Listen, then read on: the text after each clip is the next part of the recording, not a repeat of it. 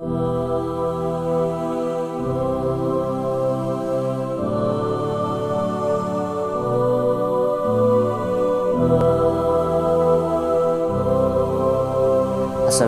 warahmatullahi wabarakatuh.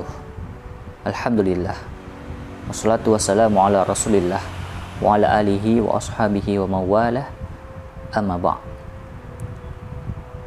Sahabat Ihya yang dimuliakan Allah, baiklah pada kesempatan kali ini Al-Fakir ingin menjelaskan tentang syarat-syarat dari berpuasa.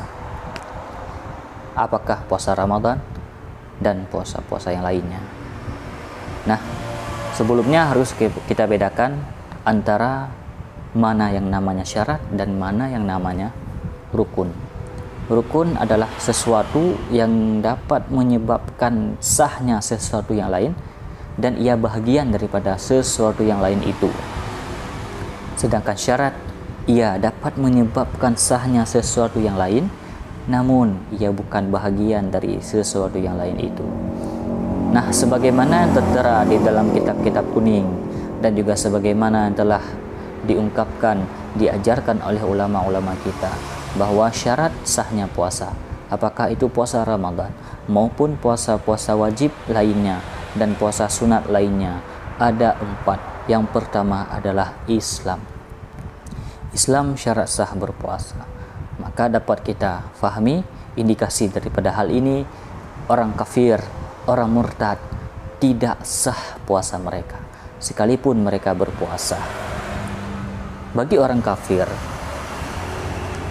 kenapa mereka tidak sah?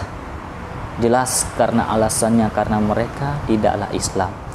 Di dalam dunia mereka tidak dituntut untuk berpuasa karena mereka tidak memiliki syarat agar sah berpuasa, yaitu Islam. Akan tetapi di akhirat mereka akan dituntut. Kenapa mereka tidak berpuasa? Karena sebelum mereka dituntut untuk berpuasa, sebelumnya mereka juga dituntut oleh Allah. Kenapa mereka tidak masuk ke dalam agama Islam? Akan tetapi jika mana mereka masuk Islam setelahnya, menjadi seorang mu'allaf, jauh-jauh hari sebelum itu, 2 tahun, 3 tahun, 5 tahun sebelumnya, padahal mereka di tahun tersebut tidak berpuasa, tidak wajib bagi seorang kafir untuk mengqadha puasa yang ia tinggalkan pada masa kafirnya. Misalkan ia masuk Islam tepat di umur 20 tahun. 15 tahun ia baligh. 5 tahun sebelum dalam 5 tahun dari 15 hingga 20 puasa ia tinggalkan, tidak wajib ia mengqadhanya.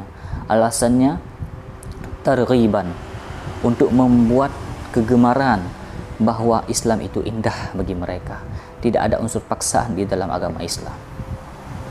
Sedangkan bagi orang murtad yang dahulunya Islam kemudian masuk ke agama yang lain, mulai dia murtad hingga Islam sekali lagi, wajib ia mengqadha. Karena murtad itu adalah dengan alasan ataupun karena salah dia sendiri.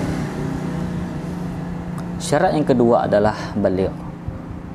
Baligh adalah seseorang yang telah mengalami mimpi basah ataupun keluarnya yang namanya mani.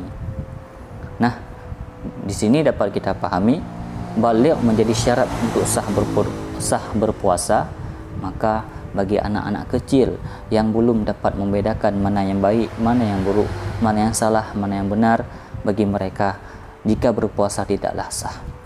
Akan tetapi bagi orang-orang tua dianjurkan untuk mengajarkan puasa bagi anak-anak agar mereka terbiasa dengan hal-hal yang benar, bukan membiasakan hal-hal yang mereka anggap benar. Syarat yang ketiga adalah akal, berakal. Maka orang gila, orang pingsan tidak wajib untuk berpuasa dan puasa mereka itu tidak sah. Namun dalam hal seorang yang mabuk, dalam perihal mabuk, jika mabuknya dengan sengaja, maka puasanya memang tidak sah, namun ia wajib mengqadha puasa yang telah ia tinggalkan di masa mabuknya. Namun bila mabuknya bukan dengan hal sengaja, ini dalam hal ini sahnya dianggap sah, puasanya dianggap sah. Dan syarat yang terakhir adalah itaqatul saum, mampu untuk berpuasa.